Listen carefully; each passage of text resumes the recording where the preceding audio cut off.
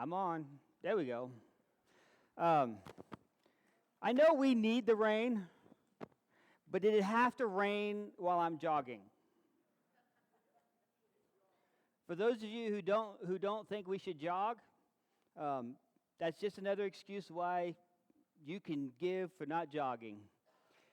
To my defense, it was not raining when I started, but I was told that if I just look at the weather app, that I would know that it was going to rain while I was jogging. Here's the problem. How often are weathermen actually right? So you're taking a chance. But I did. I went jogging in the rain, and it was well worth it for me to go jogging in the rain. And it is a good way to clean your shoes. So I'll just throw that out there. Yesterday was a much nicer day. It was a beautiful day. It wasn't too hot. Wasn't too cold. Good day to go golfing. Before I went golfing, though, Eli and I had to go pick up. There was a garage sale down the street, and we've been looking for a bed frame for our a spare room, and there was one, and $20, can't beat $20. It was kind of it wasn't perfect. You're not going to buy anything perfect for $20. But we got what we wanted, and while we were at the place that had the bed, we went inside, and there were toys there. You know what happens when you take a 7-year-old to a place where there's toys. And she had a little basket that was free stuff. And of course, Eli went over there and, found something that was free but do you think that would satisfy him? Absolutely not. And there was this box, and it was a pretty good box. It had some type of track with a little car. You wind up the car and you put it on the track, and it follows the track. And he really wanted it, and it was $20. He didn't have $20. He only had $8. And what I've been trying to teach Eli about borrowing money. He doesn't like it. I told him I can loan him $12, but he would have to pay me back $15. Oh, stick it to him. It's my philosophy. He had to pay me back $15. Why? Well, because inflation, yeah. Because you don't have all the money, and so if you want to borrow money from somebody, I'm trying to teach him, the real world out there is not. And so I asked him, as we were talking about this, I says, do you really need that? Yes. Why do you need that? Because I don't have one. You guys laugh. But we all do it. And usually, it's not $20. Add about 3 zeros to that. And then you're getting closer. I will be happy to say that we did not buy the $20 track. And instead, he bought a little tiny fire engine with a little ladder that goes up and down and extends out. And it was $1. So he didn't have to borrow any money from me at the end of it all. But one thing he did do is he succumbed to the need or desire for something that he did not need. And there was a point in our conversation where I was leading him down a train of thought about if he really wanted to borrow money and have to give it back, he started getting very upset about that idea and about the idea that I was not going to just buy it for him. And I finally decided that you're not getting it. We are not buying that. And he started getting an attitude, and I told him, you know what? We don't have to buy anything at all. Let's go. He didn't like that either. In fact, there was not a whole lot that he really liked about this whole situation. And so I got him calm a little, as calm as I could, and I said, you have 2 minutes to decide what you want, because in 2 minutes we're leaving, and if you haven't decided, we're leaving here without something, and you are not getting anything that you don't already have the money for. It didn't take him that long. He went over, he picked up the fire engine. I gave the lady $1, and we went our way. As adults, most people don't throw a tantrum when they don't get what they want.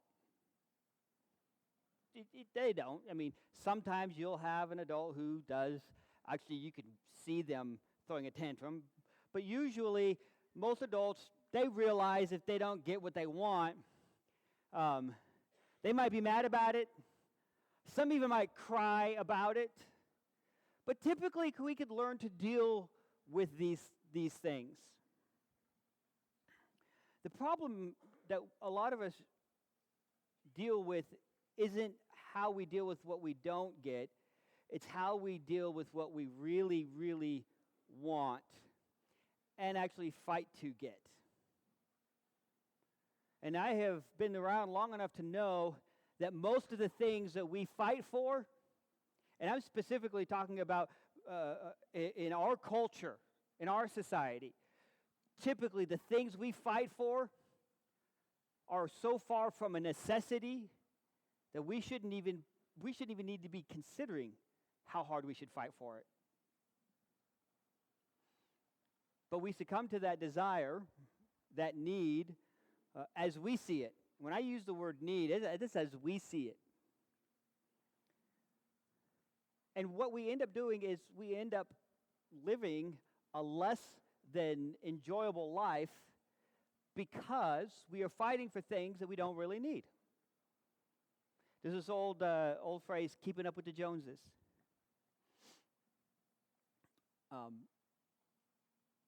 We like to say we don't do that, but we have to ask ourselves, do we? Do we do that? Because it's an important lesson that we have to learn, or even relearn in our lives, is what do we really need? And not only what do we really need, but what does it do to our lives when we think we need something that we don't really need? Exodus chapter 20, we've been going through what many people know as the Ten Commandments. I don't like to call them the Ten Commandments because in reality they're more like instructions that God gives us to stay on a road that leads to heaven. So we're going to read this one last time, verses 1 through 17 of Exodus chapter 20. And if you've been with us, this is actually the 11th time that I'll have read through all of these. So hopefully by now, if you've been here pretty consistently, if I was to ask you what the Ten Commandments are, you probably could be able to list all of them, if not in order. So let's read them one last time. Then God gave the people all these instructions. I am the Lord your God, who rescued you from the land of Egypt, the place of your slavery. You must not have any other God but me. You must not make for yourselves an idol of any kind or an image of anything in heaven, on the earth, or in the sea. You must not bow down to them or worship them. For I, the Lord your God, am a jealous God who will not tolerate your affection for any other gods. I lay the sins of the parents upon their children. The entire family is affected, even children in the third and the fourth generations of those who reject me. But I lavish unfailing love for 1,000 generations on those who love me and obey my commands. You must not misuse the name of the Lord your God. The Lord will not let you go unpunished if you misuse his name. Remember to observe the Sabbath day by keeping it holy. You have 6 days each week for your ordinary work, but the seventh day is a Sabbath day of rest dedicated to the Lord your God. On that day, no one in your household may do any work. This includes you and your sons and your daughters, your male and female servants, your livestock, and any foreigners living among you. For in 6 days the Lord made the heavens and the earth, the sea, and everything in them, but on the seventh day he rested. That is why the Lord blessed the seventh day and set it apart as holy. Honor your father and mother, then you will live long, full life in the land the Lord your God is giving you. You must not murder, you must not commit adultery, you must not steal, you must not testify falsely against your neighbor. You must not covet your neighbor's house, you must not covet your neighbor's wife, male or female servants, ox or donkey, or anything else that belongs to your neighbor. So up to this point, we've talked about a lot when it comes to the 10 words. Okay, we talked about how we should view God, how we should treat God, and the first 4 we discovered are directed really toward God, having only one God, worshiping that one God in the right manner, and showing him worth by proper representation of who he is. And showing him worth by giving him the time that he not only requires but deserves. So those are the first 4 words, and then we got into how we relate to each other. By honoring each other with the greater responsibility that they have. And this is honor your father and mother, but more than just honoring father and mother, honoring everybody with the greater responsibility they have. We talked about honoring another's life, honoring another's wife or relationships, honoring another's property, and last week we talked about honoring each other's reputation. Today, we're talking about something that I think is not necessarily something we do. If you look at all of these other things, there is a specific relationship to what is being said and what we do. This last one has absolutely nothing to do with what we do. Now, it is directly related to what we do because it is the instigator that causes us to do what we do. And it is do not covet, coveting. And in this, it talks about certain things, and I want to address these real quick. It says, it gives you a list of things that you should not covet. It says your neighbor's house. You must not covet your neighbor's wife. You must not covet their male and female servants, their ox or donkey, or anything else that belongs to your neighbor. For the most part, what it's saying is, you see your neighbor? Don't covet anything they have. So what does covet really mean? Covet really is a longing and desire for what belongs to your neighbor. Not just your neighbor. We'll say it like this. It's a longing and desire for something that belongs to somebody else.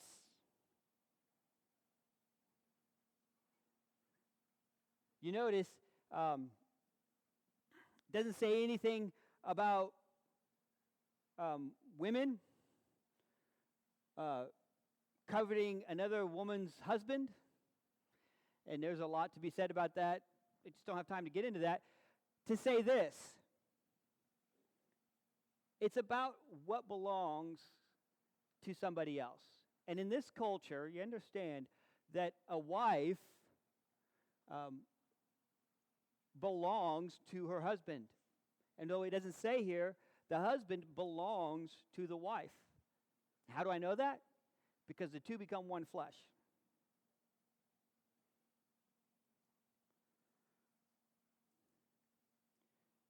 So what is coveting?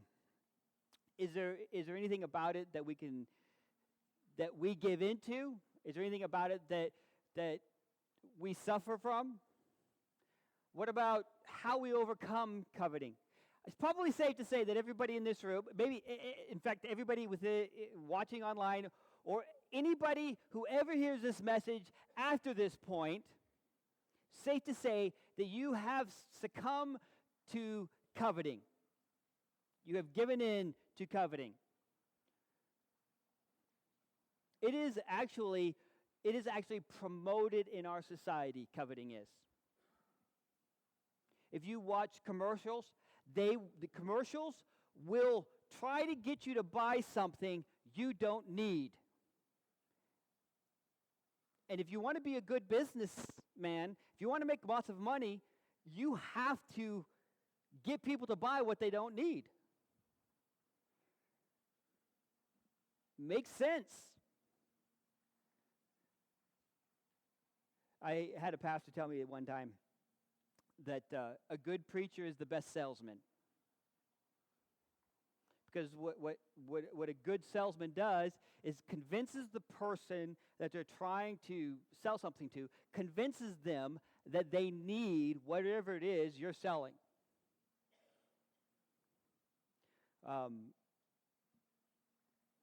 While I agree in a sense that we as preachers are trying to convince people that they need something, but it's not something they don't need. And we're not selling anything, because what we have to give, it's freely given. So we need to understand that perspective. But our society is filled with things we don't need. Now, is it wrong to have things you don't need? Well, no, it's not. It's not wrong to have things that you don't need. As long as it doesn't interfere with what God has called you to do. I have had friends who have given up on ministry because they didn't make enough money. Now, did they make enough money to survive on? Did they make enough money to have shelter? Did they make enough money to provide food? Did they make enough money to keep their kids clothed? Absolutely. But they didn't make enough money to have a new car every few years. They didn't make enough money to have a large house. And so what happens is they allowed what they believed was a necessity to draw them away from the call that God has placed on their life. And if we're not careful, this could happen to us. The interesting thing about coveting is that everybody, rich and poor, can succumb to it. In fact, it would not be hard to prove that the more you have, the more you attain, the more you covet. Because coveting is built on the lack of contentment. There are people who have next to nothing, who are some of the most content people. Paul even addresses this. He said he has learned to be content with a lot or with none or very little. And he goes on to say that I can do all things through Christ who strengthens me. Now, I love that verse. But let's be clear about this verse. While God can, or Jesus can give us everything we need, and we can do all things through him who strengthens us, he's being specific about this in how God is taking care of him.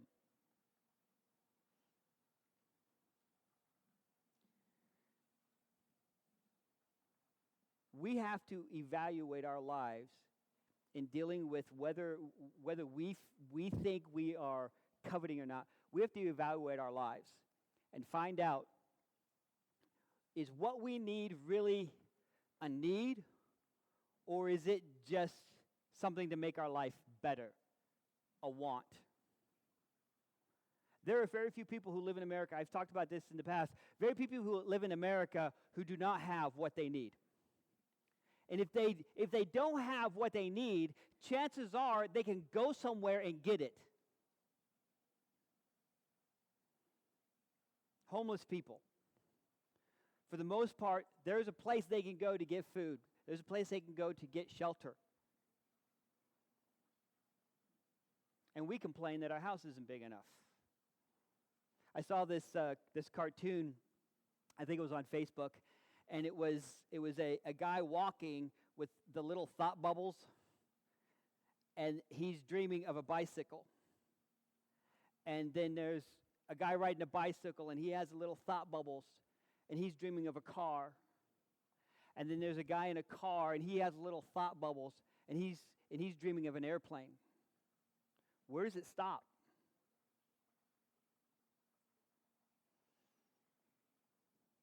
Some of the problem that we have with coveting things is that we are always comparing ourselves with people who have more than us. When was the last time you compared yourself to a homeless person? You don't. Why don't you? Oh, because then I would realize that I had way more than I need.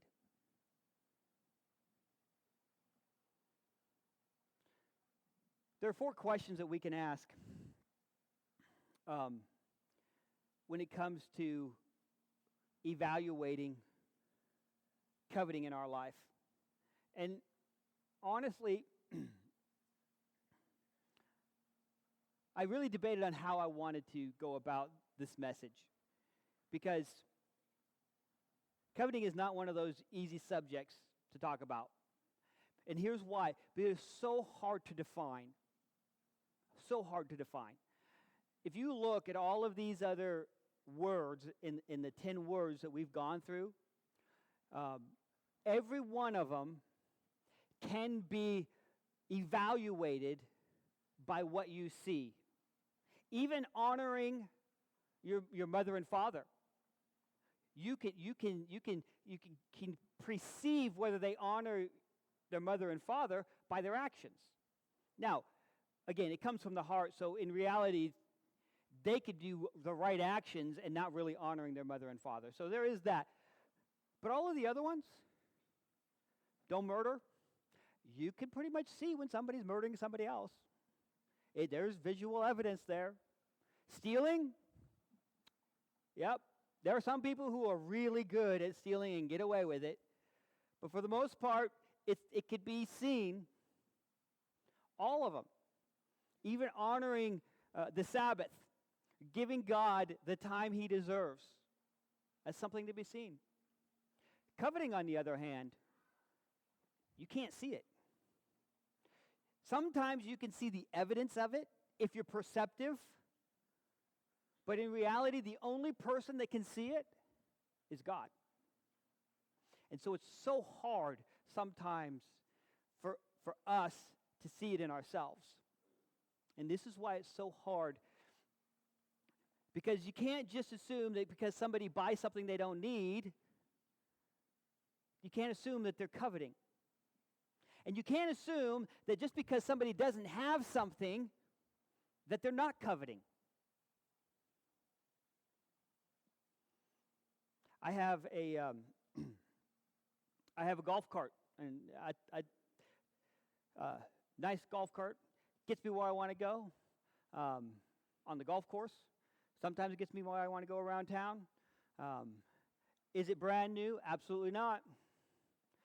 Does it do an excellent job of what it's supposed to do? Absolutely. Do I think about buying a new one? All the time. Do I need a new one? Absolutely not.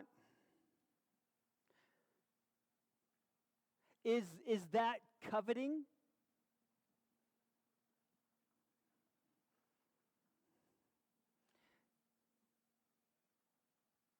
A better question is, what am I going to allow my mind and my heart to think on? That's a better question. What am I going to allow my heart and mind to think on? Jesus deals with this.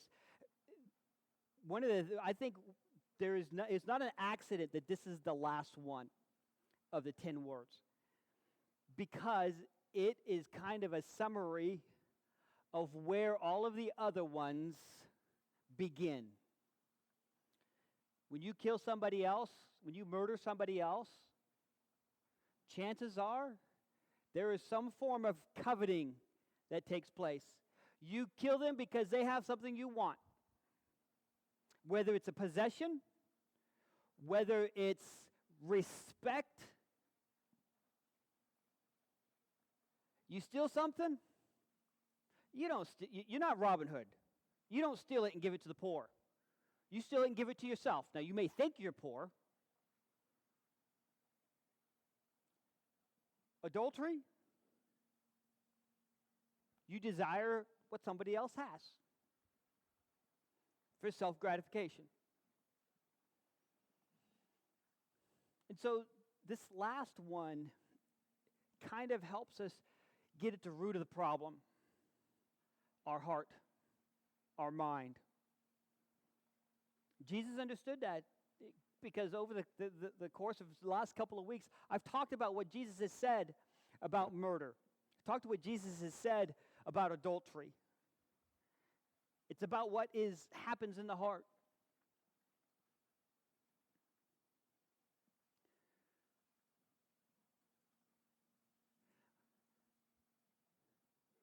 We all have unexpected things that happen in our life.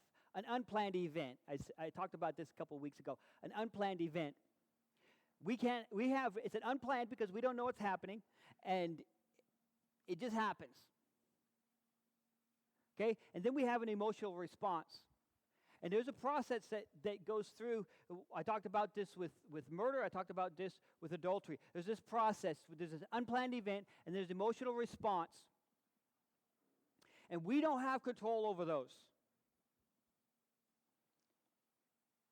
They are what they are. We can control our emotions to an extent. But we're going to have an emotional response. And all of these things hinge not on this unplanned event, not on an emotional response, but hinges on the intellectual debate that we have. And this is where coveting falls into it. If we allow ourselves to let an attitude of desire for things that we don't need control us, we will lose the intellectual debate.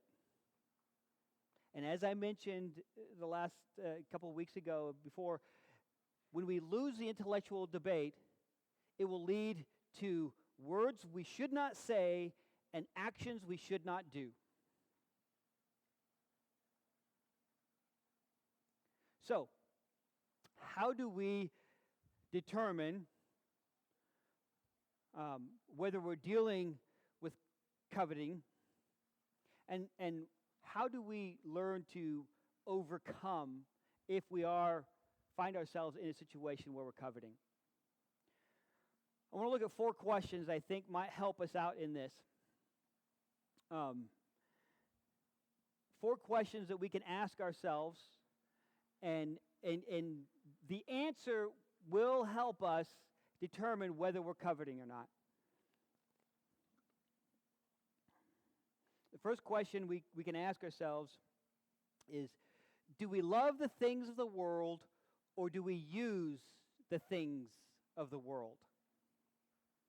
Do we love the things of the world, or do we use the things of the world? And sometimes it might be loving the things of the world and using them. 1 John 2:15-17 says this: do not love this world or the things it offers you. For when you love the world, you do not have the love of the Father in you. For the world offers only craving for physical pleasures, a craving for everything we see, and pride in our achievements and possessions. These are not from the Father, but they are from the world. And this world is fading away along with everything that people crave.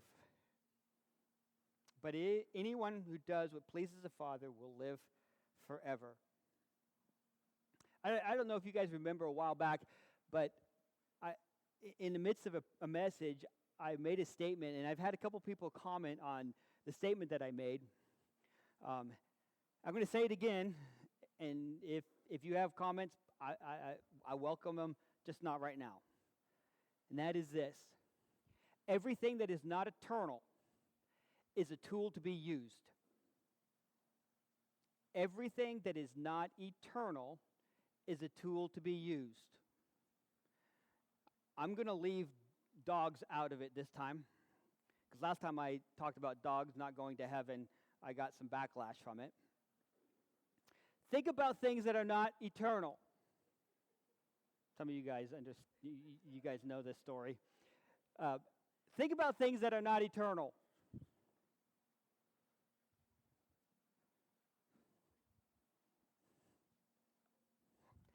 Not eternal. So what is it? It's a tool to be used.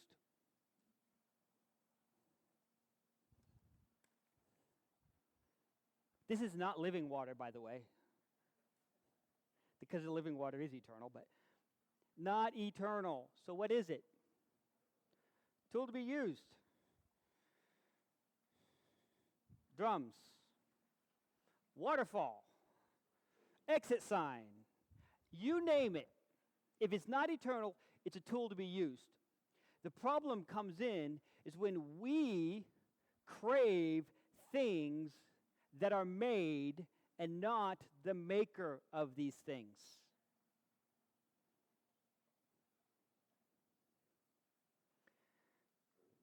One of the first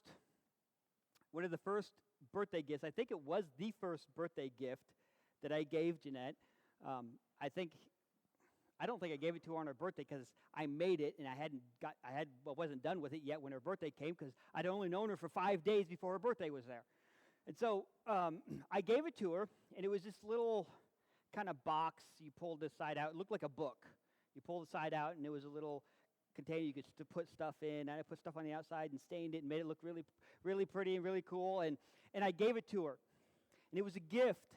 It was something that she could use. I would have been very, very displeased if she loved what I gave her more than she loved me. Can we all agree on that? I think everybody in this room would agree that you would be very upset with the individual that loves the gift you gave them more than they love you. Then why in the world would we treat God that way?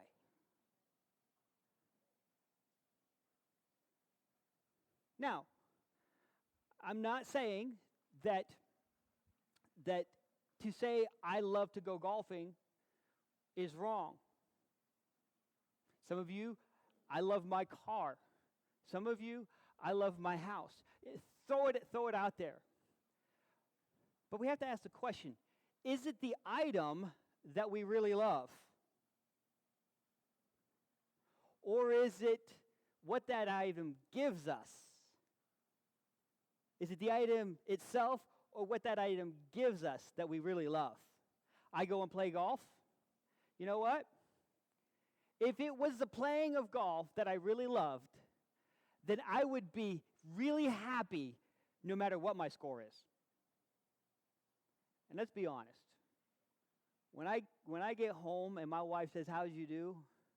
and I say, "Terrible," I don't say it like, "Oh man, I did terrible today. It was awesome." No, I say, "You don't want to know how bad I did." That just goes to show that it's not so much the item itself, but what the item produces in us that we really crave. You buy a new car. We say we love the car, and there is this attraction to the car. But why is that attraction there? Because it gives something inside of us. It's not the car itself, but what it gives us, the feeling inside of us that we crave.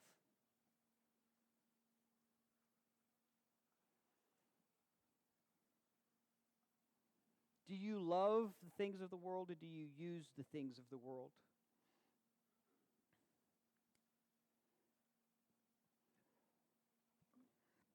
The joy we get from the things that we have, your car, your home, your golf cart, your golf clubs, your clothes, you name it, the things we get from having these things brings us joy.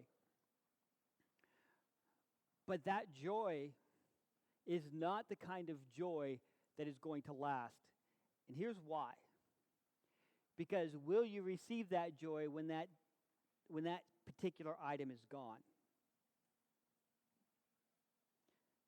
Well, yeah, because I'm selling my car and buying a new one. Well, what if you don't have the money to buy a new one? Your joy is going to be gone. The joy you get from having that is it still going to be there? It's kind of a counterfeit to true joy. It makes us happy while we have it. True joy would say, I'm happy with my car even when it breaks down. Are you happy with your car when it breaks down? I've never met anybody who is overly excited if their car continues to break down on them. True joy, on the other hand, comes from God. We receive this thing from items, from temporary things, non-eternal things. We receive this joy, for lack of a better word, this happiness. We receive this from these items, but it's counterfeit. Because the only source of true joy that we can ever receive comes from God and not items. So we ask ourselves, do I love the things of this world, or do I use the things of this world? And when I say use, I'm not talking about use and abuse and throw away. And I'm not even talking about using for your own personal benefit. I'm talking about, do we use these things for the purpose that God has given them to us?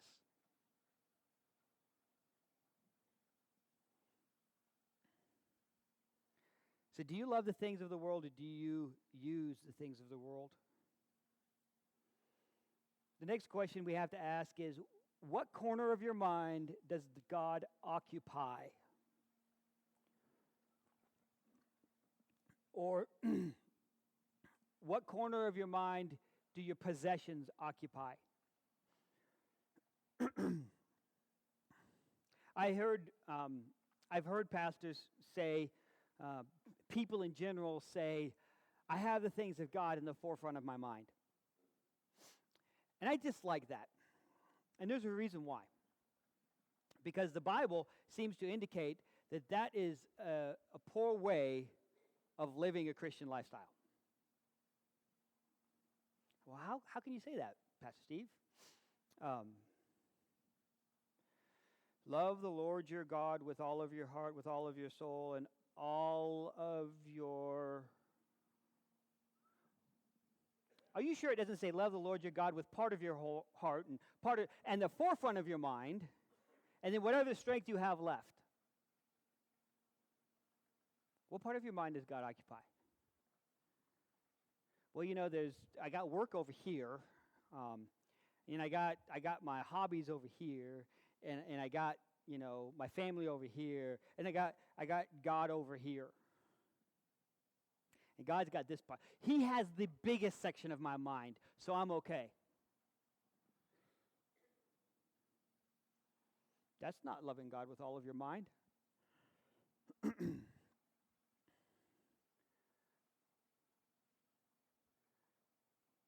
Eli has a swimming pool, and it's about 12 feet round, and they replaced the roof on the apartment next to our house, and the pool was not too far away from the apartment, and so a lot of particles from the roof, I mean little tiny particles, not like big pieces, got in there, and I had not been consistent enough in putting chlorine in there, and you know what happens when you don't do that? You get a layer of green nastiness in your pool. It's called algae, and it is tough to get gone. It takes a little bit of discipline. You got to make sure you have enough chlorine in there. You got to go and scoop out as much as the stuff. You got to run the filter nonstop, 24 hours a day, and then you got to go and you got to clean the filter out when it gets dirty, and then put it back in. And after about 4 or 5 days of faithfully going over there and cleaning out the pool and cleaning the filter and letting it run, I finally got it clean again. Your mind is kind of the same way. You got to clean it out. And if something dirty gets in there, if you don't deal with it, it's going to make a mess. And it's going to be 10 times as hard to clean. It is the biggest battlefield in your spiritual walk that you will ever fight on, is your mind.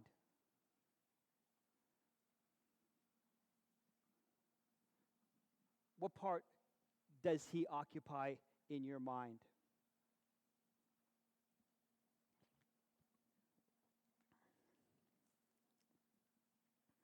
Married people, or anybody involved in a romantic relationship, what would you say if your significant other came up to you and said, "You know what? I have just realized that I love you with most of my heart."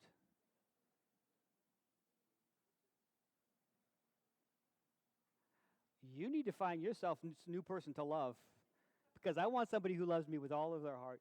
And yet, this is how sometimes we treat God, not just with our heart, but with our mind. God, I love you with most of my heart, most of my mind, most of my strength. Every part of you that is not given over to God is susceptible to be used by Satan. Consider that. Not only do we have to make sure that we give God not just a corner of our mind, but all of our mind, we have to ask this question: do we allow God to change our mind? Change our mind. As I mentioned before, we are inundated in our society with what the world says we need to have, how we need to look. And we often become susceptible to giving in to those type of things. When I was, I guess it was early in my youth pastor, not long after I got out of college, I was working as a bank teller for a part-time job, and I worked at the church as a youth pastor part-time. And I didn't make a lot of money. And I was okay with that, because I knew that I was doing what God wanted me to do. And there was a couple in our church who made quite a bit of money for themselves, and the husband didn't come to church all that regularly, but the wife did, and they had a little girl, and she always we'd have serious conversations because she was concerned about her husband and his relationship with God. And one of the questions she asked me is, how can you be so content with making barely enough to live off of? I said, it's really easy when you know you're doing what God has called you to do. But I don't care how much money you make. if you are not doing what God has called you to do, and you love God, you truly love God, and you're not doing, you will never be content. I don't care how much money you make.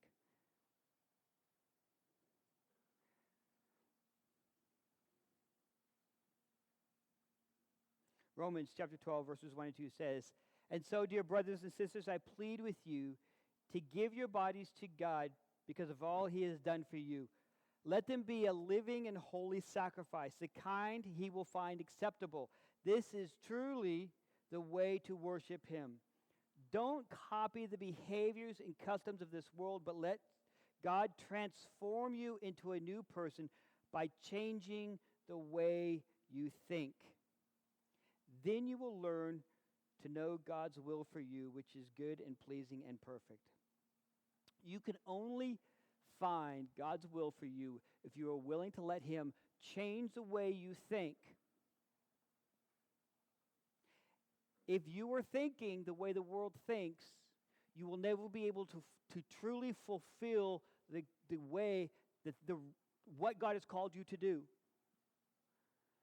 You can't. Because you will be thinking the way the world, you'll be behaving the way the world behaves. Now, does that mean that God can't use you? God can use you wherever you're at if you're willing to let him use you, even if you're not perfect, even if you are tempted to do what the world does. But to receive the fullness that God has for you, you have to be willing to deny what the world says is right and cling to what God says is right.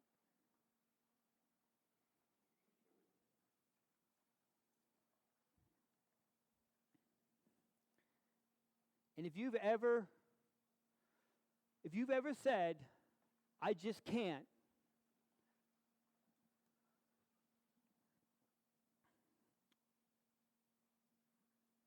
you don't believe God can.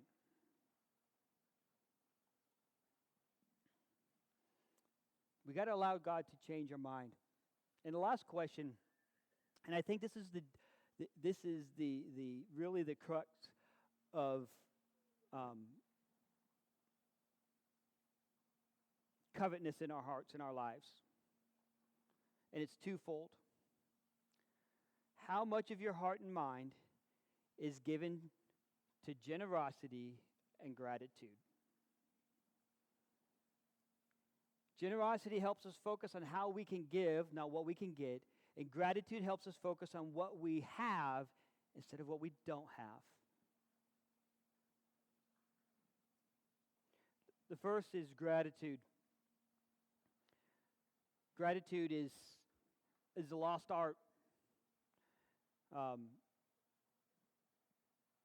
It doesn't matter where you're at in life. It doesn't matter how much money you have, how much money you don't have. If you will focus on gratitude in your life, you are on your way to living in joy. Because you cannot focus on gratitude and being thankful and still pursue things you think will make you happy. It's like oil and water.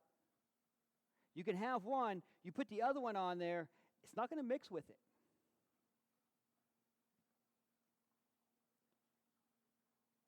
You pursue your own desires, you are not living in gratitude. Now, does that mean that you can't have, I can't have a golf cart because that's pursuing a selfish desire? No. Nothing says that we can't have nice things. Nothing says that we can't have things that we don't need. The key here isn't whether you have it or not. It's how you pursue it. How you pursue it. And when you fail to be thankful for the things you have, you start pursuing the things that you don't have and think you're going to find joy and contentment in them. So how do you know whether you have gratitude or not? How do you know whether gratitude is part of your life? When was the last time that you thanked God for things in your life? Not just big things, but little things. When was the last time you thanked God that your car started when you got up in the morning and was on the way to work?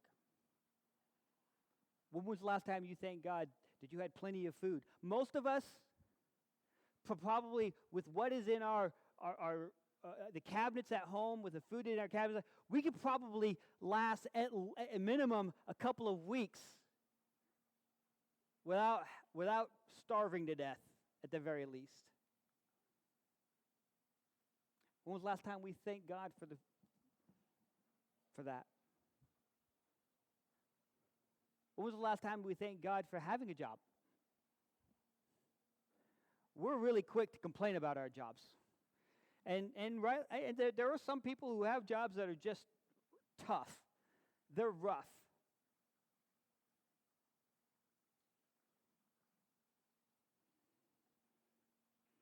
But there are people who would give an arm and a leg just to make money, not less enough money to give them more than what they need.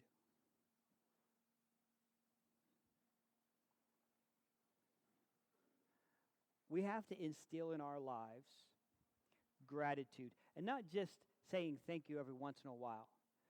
Gratitude isn't just saying thank you to God every once in a while for something He has done. Gratitude is an attitude that we instill in our life. The fact that you, every second of every moment of every day that you are breathing, should be something of gratitude should be welling within you, because God chose to allow you to live another day.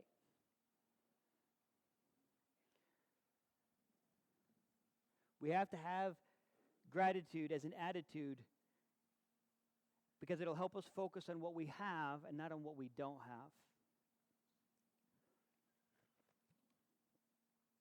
How much of your heart and mind is given to gratitude and to generosity? Generosity is hard to judge, not only in anybody else's life. It's almost impossible to judge in anybody else's life, but it's still hard to judge in our own lives. Because generosity, the motive behind generosity is godly, not selfish. The motive behind generosity is godly, not selfish. There are people who, at least one person, I will say this because I had this conversation with him, pay tithe on a regular basis because they want to make sure that God's going to take care of them. Who is benefiting from this? Why are they giving to God? Because they are expecting something from God. Is that generosity? Now, I don't think the majority of people who tithe on a regular basis do that because they expect God to meet all of their needs. God meeting all of your needs is a benefit that God gives you because He loves you and because you're being obedient. It is not a transaction that you make. Hey, God, I'm going to do this. You're going to do this for me.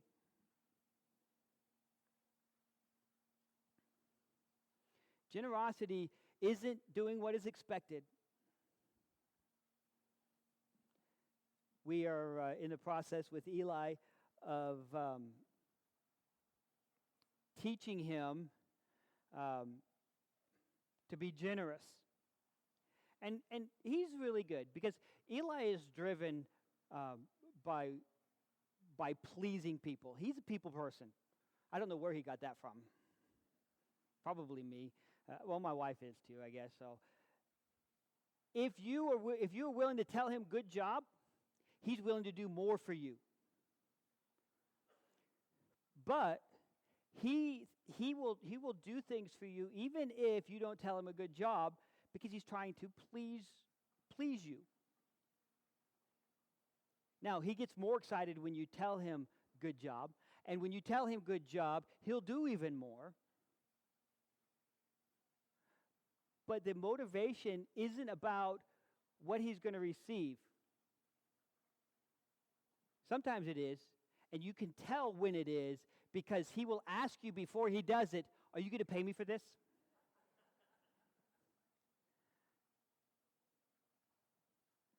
I says, yes. You're going to eat dinner tonight.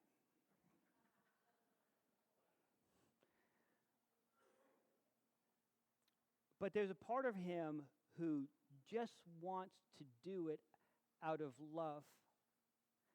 Sometimes I'll be sitting down, and this happens sometimes on Wednesdays or Sundays. It doesn't matter whether we're in a crowd or we're at home. He'll just come up to me, and he'll lean over, and he'll give me a big fat kiss right here. He didn't ask for anything. He didn't expect me to do anything. It was just out of pure generosity.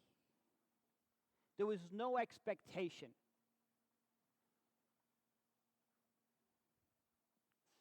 I'm not going to tell him this, but when he does that and then he asks for something, chances are he's going to get it. Don't you tell him that. None of you better tell him that. Generosity is you doing something only and no other reason because of love. Love for God. That's why we're able to do it for people who hate us. We're able to do it for our enemies. Why? Because are we doing it for our enemies? Are we being generous because we want to win over well, maybe we do want to win over our enemies, but we're doing it because we love God, and God says, hey, I want you to do this. So, hey, I love you, God. Okay, I'm going to do this.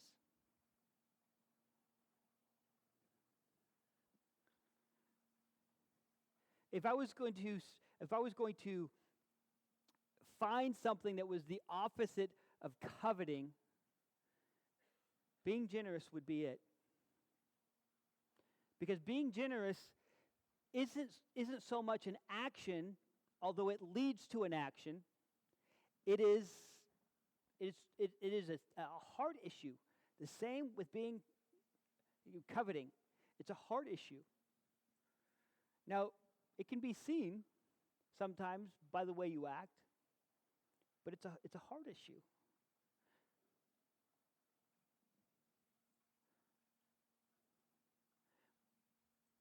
We can tell a lot about our coveting attitude within us by how generous and how grateful, the gratitude that we have. I want you to understand that these are the things that God desires of you. Generosity and gratitude. He wants these from you. He desires these from you. In fact, God is most glorified when we are most satisfied in Him. I would love to claim that, but that wasn't my quote. John Piper said that. God is most glorified when we are most satisfied in Him. Maybe we need to learn to be more satisfied in God. And this satisfaction in God grows when we learn to have a generous heart and a grateful heart than trying to get what we think we deserve or feel we deserve.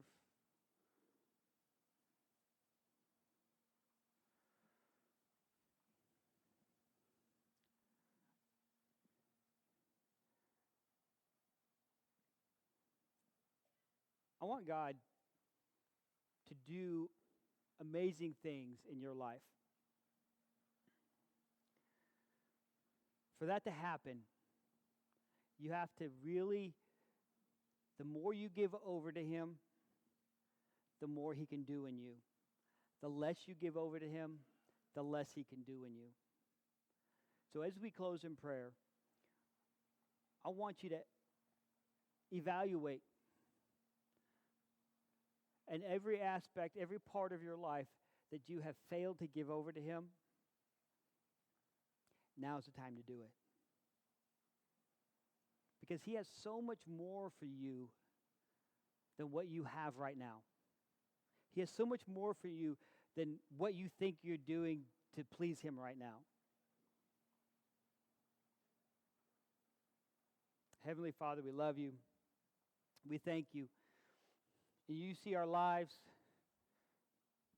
You see our hearts. You see our minds. And how many times we fail to love you with all of our heart. How many times we fail to love you with all of our minds. How many times we use our strength for our own purposes instead of yours.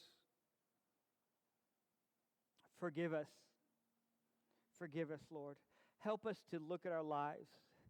And if we have had a heart that has been divided, a heart that has coveted things of this world, that we've wanted and desired things that belong to other people, that we've not been content with what you've given us, we've not been grateful, we've not been generous, work in our lives, work in our hearts, work in our minds.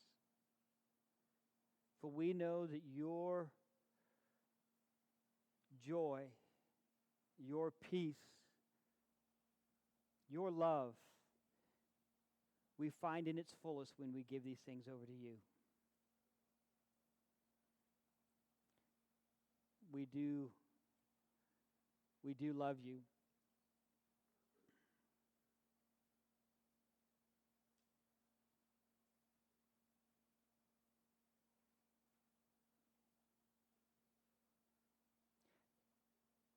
Continue to work in us. Continue to remind us of your love for us, your desire to use us and move in us as we leave this morning. And help us to be the people you've called us to be, to do what you've called us to do, and to say what you've called us to say. We ask this in your name. Amen. Amen. Hey, love you guys. Be blessed. I look forward to seeing you on Wednesday.